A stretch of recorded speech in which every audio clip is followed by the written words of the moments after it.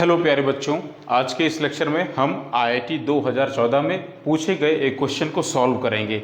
ये question electric field due to a circular arc पर based है। बहुत इंटरेस्टिंग क्वेश्चन है, बहुत ध्यान से देखिएगा। इस क्वेश्चन को हम सॉल्व करने जा रहे हैं। पहले ज़रा समझिए क्वेश्चन क्या है। A thin non conducting ring of radius capital R, मतलब हमारे पास में एक रिंग है और उस रिंग की रेडियस कितनी है? उस रिंग की रेडियस है capital R. Has a linear charge density, इस रिंग के लिए लीनियर चार्ज डेंसिटी दी गई है lambda equals lambda not cos phi, मतलब charge on the per unit length lambda equals lambda not cos phi. ये कांस्टेंट नहीं है क्योंकि यहाँ पे कॉस फाई लगा हुआ है, तो ये वेरिएबल है। और यहाँ बता रहे हैं कि लैम्डा नॉट एक कांस्टेंट है। Lambda naught is a constant but phi is a azimuthal angle.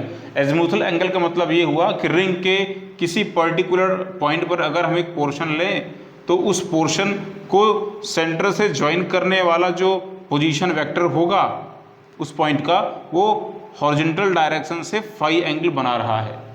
यानी रिंग के लिए अलग अलग पॉइंट की अलग अलग पोजीशन होगी और इस अलग अलग एंगुलर पोजीशन के लिए कॉस फाई की वैल्यू अलग अलग होगी, तो लीनियर चार्ज डेंसिटी भी क्या होगी? अलग अलग होगी। यानी कि चार्ज का डिस्ट्रीब्यूशन यूनिफॉर्मली नहीं है, बल्कि वो ये डिस्ट्रीब्यूशन वेरिएबल है और इस तरीके से वेरिएबल है। Find out the net electric field at the centre of the ring, तो इस रिंग के सेंटर पर नेट इलेक्ट्रिक फील्ड की वैल्यू क्या होगी?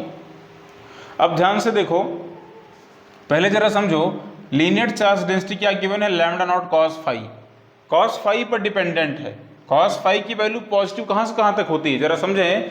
पॉजिटिव की अगर बात करें तो कॉस बेटा हमेशा फर्स्ट और फोर्थ क्वाड्रेंट में पॉजिटिव होता है। फर्स्ट क्वाड्रेंट में ऑल पॉजिटिव, सेकेंड में साइन और साइन के इनवर्स यानी कि कोसाइन पॉजिटिव, थर्ड क्वाड्रेंट में टेन और टेन का इनवर्स यानी कि कॉट पॉजिटिव, और फोर्थ में कॉस एंड कॉस का इनवर्स सेक पॉजिटिव। तो फर्स्ट और इस फोर्थ क्वाड्रेंट में कॉस फाई की वैल्यू पॉजिटिव होने वाली है। इसका मतलब रिंग के इस आधे पार्ट में चार्ज पॉजिटिव होगा जबकि इस आधे पार्ट में चार्ज नेगेटिव होगा। और मैक्सिमम चार्ज कहाँ पर होगा? मैक्सिमम चार्ज एक्स एक्सिस की इस पॉइंट पर होगा, जो कि जिसका एंगुलर पोजीशन कितना हो? 0 हो। तो कॉस 0 की वैल्यू 1 होती है, यानी कि मैक्सिमम कितना चार्ज होगा पर यूनिट लेंथ में? लैम्डा नॉट होगा। कितना होगा? Lambda naught. और जैसे जैसे एंगल को बढ़ाओगे तो ये चार्ज गिरता हुआ चला जाएगा और एक इस राइट एंगल के पोजीशन पर जो पॉइंट होगा यहाँ पर चार्ज 0 हो जाएगा और इसके बाद फिर वापस चार्ज नेगेटिव में जाना स्टार्ट कर देगा। तो चलो एक बात तो क्लियर हो गई कि ये रिंग के इस फर्स्ट और फोर्थ क्वाड्रेंट में चार्ज कैसा है? पॉजिटिव है और वेरिएबल है, और सेकेंड और थर्ड में चार्ज कैसा है? नेगेटिव है। हमें इस रिंग के सेंटर पर इलेक्ट्रिक फील्ड की नेट वैल्यू को फाइंड करना है। तो एक काम कर लेते हैं, आते हैं इसका सॉल्यूशन पर। बड़ा बढ़िया क्वेश्चन है, आते हैं इसके हम आंसर पर। मान लो कि हमने एक रिंग का छोटा सा, चूंकि यहाँ पे चार्ज वेरिएबल है तो हम क्या करेंगे, हम एक रिंग का एक छोटा सा पोर्शन ले लेते हैं। ये देख रहे हैं, मैंने एक रिंग का छोटा सा पोर्शन ले लिया है। मान लो इस पोर्शन पर जो भी चार्ज है वो चार्ज छोटा सा ही होगा, dq चार्ज होगा। और इस मान लो छोटे से पोर्शन की जो लेंथ है वो लेंथ कितनी है बेटा? dl है। इस छोटे से पोर्शन ने रिंग के सेंटर पर जो एंगल बनाना है, मान लो ये वाला एंगल, ये एंगल देख रहे हैं, ये एंगल आप एज्यूम कर लो d फाई है। और इस छोटे से पोर्शन की जो पोजीशन है वो x एक्सिस से फाई एंगल पर है।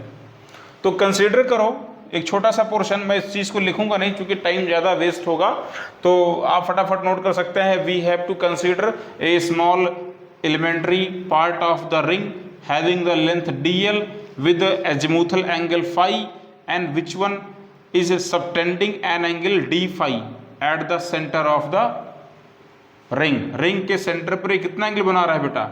ये छोटा सा एंगल बना रहा है, कितना? d फाई एंगल बना रहा है। तो क्या इस छोटे से पोर्शन की वजह से अगर मैं बात करूं, आप इलेक्ट्रिक फील्ड को फाइंड कर सकते हो क्या? इस छोटे से पोर्शन की वजह से सेंटर पर इलेक्ट्रिक फील्ड की डायरेक्शन कुछ इस तरीके से होगी। मान लो छोटा सा इलेक्ट्रिक फील्ड जो यह बनाएगा ये पोर्शन, ये DE है। अगर ये बेटा ये वाला एंगल फाई है तो ये भी एंगल फाई ही होगा। मतलब इस D को हम दो पार्ट में रिजोल्यूट कर सकते हैं। पहला पोर्शन इस तरफ होगा, दूसरा पोर्शन डाउनवर्ड की डायरेक्शन में होगा। एक तो x की डायरेक्शन में हो रहा है, नेगेटिव x की डायरेक्शन में DEX, दूसरा वो नेगेटिव y की डायरेक्शन में हो रहा होगा DEY, है ना। ये नेगेटिव में है और ये भी नेगेटिव में है। तो DE के दो कंपोनेंट्स हो जाएंगे। पहला कंपोनेंट तो DEX होगा जो कि DE cos थीटा होगा, दूसरा कंपोनेंट DE sin थीटा होगा। अभी हम क्या करने वाले हैं, हम आपको बात करने वाले हैं, पहले हम फाइंड कर लेते हैं इस कंपोनेंट DE की वैल्यू कितनी होगी। Electric field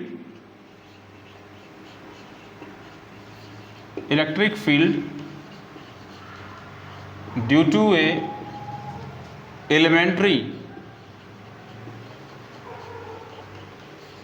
elementary part of ring.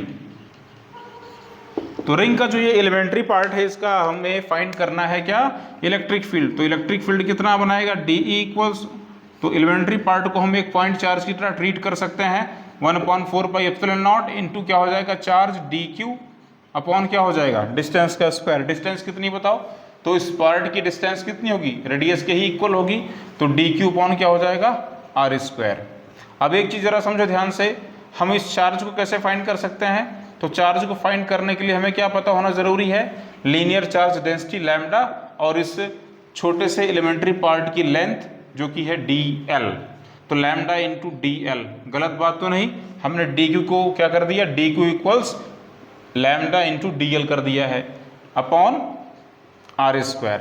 बहुत ध्यान से देखिएगा, दैट इज क्या हो जाएगा बताओ जरा, तो ये वो हो जाएगा 1/4πε0 इंटू लैम्डा। लैम्डा की वैल्यू कितनी है बेटा, तो लैम्डा की वैल्यू गिवन है लैम्डा नॉट कॉस फाई, इसको ले आके रखो लैम्डा नॉट कॉस फाई, ठीक है।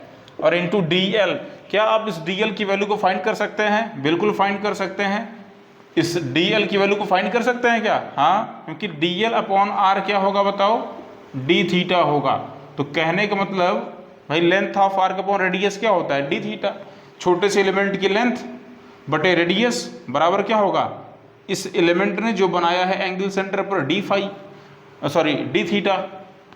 अब चूंकि हमने यहाँ पर इसको फाई लिखा हुआ है तो फाई ही लिखना चाहिए, हम इसको d फाई लिखते हैं, एलिमेंट्री एंगल है d फाई। तो जरा देखो dl की वैल्यू क्या हो जाएगी, तो यहाँ से हमको इस dl की वैल्यू मिल जाएगी r इंटू d फाई। तो ले आइए और इस dl की वैल्यू को रख दीजिए r into d phi upon क्या हो जाएगा बताओ r²। बात सही है, देखो ध्यान से, यहाँ से एक r कैंसिल हो जाएगा, हमें क्या मिलेगा, elementary field DE equal to 1/4πε0 into lambda not cos phi upon r d phi. ये हमको एलिमेंट्री इलेक्ट्रिक फील्ड की वैल्यू मिल गई। मैंने क्या बताया, इस एलिमेंट्री फील्ड के हम कंपोनेंट करेंगे। पहला कंपोनेंट इस तरफ हो रहा है, x की डायरेक्शन में हो रहा है, नेगेटिव x में, दूसरा नेगेटिव y में हुआ है। ऐसा ही एलिमेंट ठीक इस फोर्थ क्वाड्रेंट में मिलेगा, इस फोर्थ में मिलेगा, और इसके भी दो कंपोनेंट आप करोगे तो एक कंपोनेंट जाएगा x में और एक कंपोनेंट जाएगा y में। तो नेगेटिव जो y में कंपोनेंट आ रहे हैं वो दोनों कंपोनेंट एक ही डायरेक्शन में रहेंगे तो एडअप हो जाएंगे, जबकि जो कंपोनेंट y में जाएगा वो पॉजिटिव y वाला कंपोनेंट नेगेटिव y वाले कंपोनेंट को कैंसिल आउट कर देगा। तो कहने का मतलब केवल x वाले कंपोनेंट ही बचेंगे, y वाले कंपोनेंट्स कैंसिल हो जाएंगे। अब मैं यहाँ पर इस बात को लिख देता हूँ समझाने के लिए आपको।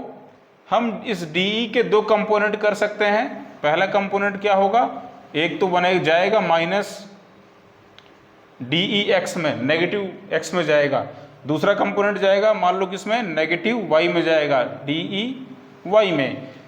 तो y वाला कंपोनेंट कैंसिल हो जाएगा सिमेट्री की वजह से और x वाला कंपोनेंट रह जाएगा।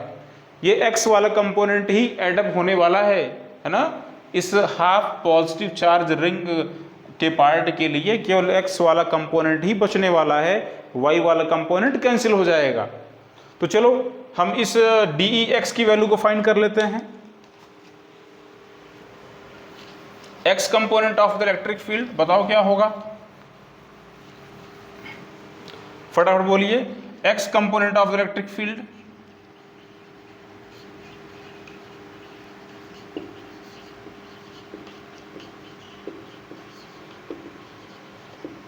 अगर हम समझें तो बेटा इसकी वैल्यू क्या होगी, तो जो डी ई एक्स है देखो ये इससे कितना एंगल बना रहा है, जो एंगल ये बनाया है यानी कि फाई, ये एंगल फाई है, मैंने इसको थीटा लिख दिया था गलती से, ये एंगल हमारा फाई है। तो डी ई एक्स की वैल्यू क्या होगी, D E cos theta, D E cos theta, ये कॉस वाला कंपोनेंट है ना, डी का जो कॉस कंपोनेंट है वही है D E x, D E cos theta, और डी का जो साइन कंपोनेंट है वो तो कैंसिल हो जाएगा दूसरे वाले पोर्शन से। तो चलिए डी ई कॉस थीटा मिल गया, यहाँ पर फिर मैंने थीटा लिख दिया, ये गलती मैं क्यों कर रहा हूँ, यहाँ पे डी ई कॉस फाई आएगा। चलो अब एक काम करो, डी ई की वैल्यू को ले आओ रखो, बताओ डी ई की वैल्यू हमें क्या मिली थी, डी ई की वैल्यू हमको ये मिली थी 1/4 pi epsilon naught lambda not cos phi upon r, फिर कॉस फाई आ रहा है तो क्या हो जाएगा बताओ, ये कॉस स्क्वायर फाई हो जाएगा upon r into d phi, ये हमको इसका एक्स कंपोनेंट मिल गया। सभी एक्स कंपोनेंट्स को अगर हम एडअप कर डालें तो हमें net electric field positive half charge portion की वजह से मिल जाएगी, है ना। तो यहां लिखेंगे net electric field due to positive portion, net electric field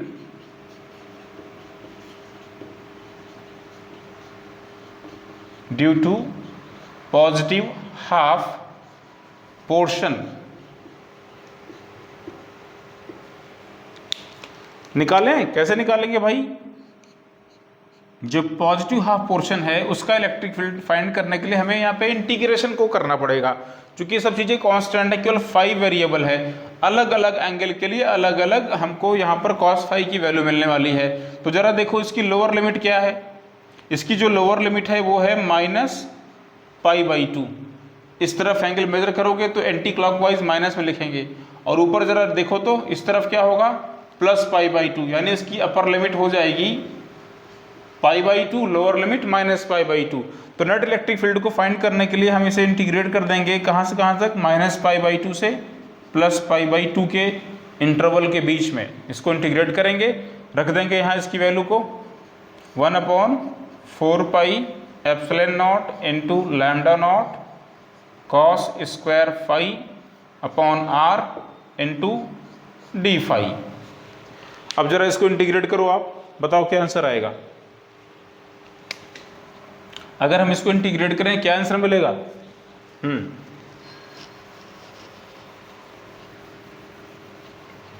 board छोटा है, स्पेस मिल नहीं पा रहा है, चलो कोई बात नहीं, हाँ, हम क्वेश्चंस को लिख ही चुके हैं, हम इसको हटा देते हैं।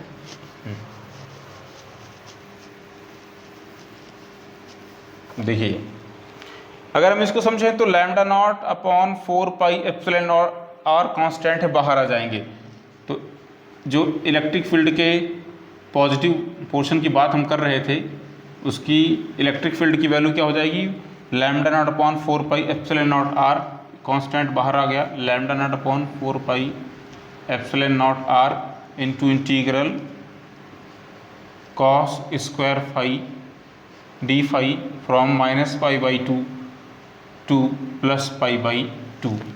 कॉस स्क्वायर फाई को कैसे इंटीग्रेट करें, तो इसको हम लोग ब्रेक कर सकते हैं, ट्रिग्नोमेट्री से हम सभी को पता होना चाहिए कि कॉस स्क्वायर फाई को हम लोग लिख सकते हैं 1 + cos 2φ/2, है ना, क्योंकि cos 2φ equals 2 cos square phi -1, है ना, 2 cos square phi -1 equals cos 2φ, तो cos square phi equals 1 + cos 2φ, और cos square phi equals 1 + cos 2φ/2, है ना, ठीक है, इनटू क्या हो जाएगा ये डी फाई।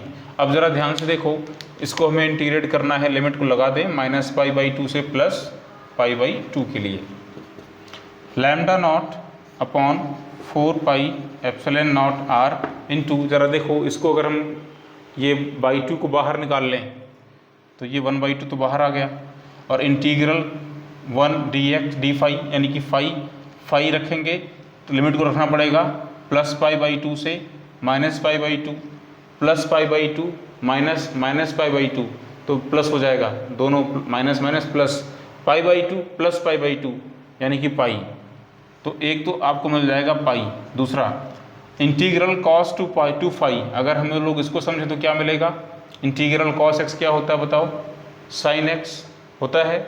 अगर हम रखें यहाँ पे sine two phi by two और फाई के प्लेस पर लाकर रखते हैं पाई बाई टू, तो क्या होगा, 2 से 2 कैंसिल, साइन पाई, और साइन पाई की वैल्यू कितनी होती है, 0, है ना, 0 + 0 0 ही होगा। यानी ये वैल्यू हमको क्या मिलने वाली है, ये मिलने वाली है, देख लो। तो नेट जो हमें इलेक्ट्रिक फील्ड मिला पॉजिटिव हाफ पोर्शन की वजह से, वो क्या मिल गया, लैम्डा नॉट अपॉन 2 4 = 8, पाई से पाई भी कैंसिल हो जाएगा, क्या मिलेगा, 8 एप्सिलॉन नॉट इंटू आर। ये वैल्यू हमको मिल रही है, देख रहे हो आप, lambda not upon 4 epsilon not r, ये वैल्यू हमको पॉजिटिव पोर्शन की वजह से मिल रही है। ठीक है, ये किस तरफ है, नेगेटिव वाई में है। अब जरा समझो, जो नेगेटिव हाफ पोर्शन है, अगर हम बात करें, so for negative half portion, negative half portion की अगर बात करें तो नेगेटिव जो चार्ज होते हैं उनकी इलेक्ट्रिक लाइंस इनवर्ड होती हैं, तो उसकी भी इलेक्ट्रिक लाइंस इनसाइड ही मिलने वाली हैं, यानी इसका भी केवल हमको एक्स कंपोनेंट मिलेगा, वो भी इनसाइड में मिलेगा। तो दोनों के जो कंपोनेंट्स होंगे वो एक्स साइड में ही आ जा रहे हैं, तो क्या हो जाएंगे, एडअप हो जाएंगे, क्या हो जाएंगे, एडअप हो जाएंगी। पॉजिटिव वाले की वजह से और नेगेटिव वाले की वजह से इलेक्ट्रिक फील्ड के जो कंपोनेंट्स एक्स वाले हैं वही बचने वाले हैं, बाकी सब कैंसिल हो जाएंगे। तो ऐसा ही सेम आपको इलेक्ट्रिक फील्ड मिलेगा नेगेटिव वाले पोर्शन की वजह से। ठीक है, हम लोग यहाँ पर लिख सकते हैं, for negative half portion electric field will be same, that is the lambda not upon 8 epsilon not r. तो बेटा नेट कितना होगा इलेक्ट्रिक फील्ड, क्योंकि दोनों की डायरेक्शन सेम है, तो नेट इलेक्ट्रिक फील्ड क्या होगा, इनको एडअप कर लेंगे। जब डायरेक्शन सेम है तो वेक्टर को एडअप कर लेते हैं डायरेक्ट उनके मैग्नीट्यूड को, है ना। नेट वेक्टर को फाइंड करने के लिए दोनों कंपोनेंट्स को ऐड कर लेंगे। Net electric field due to the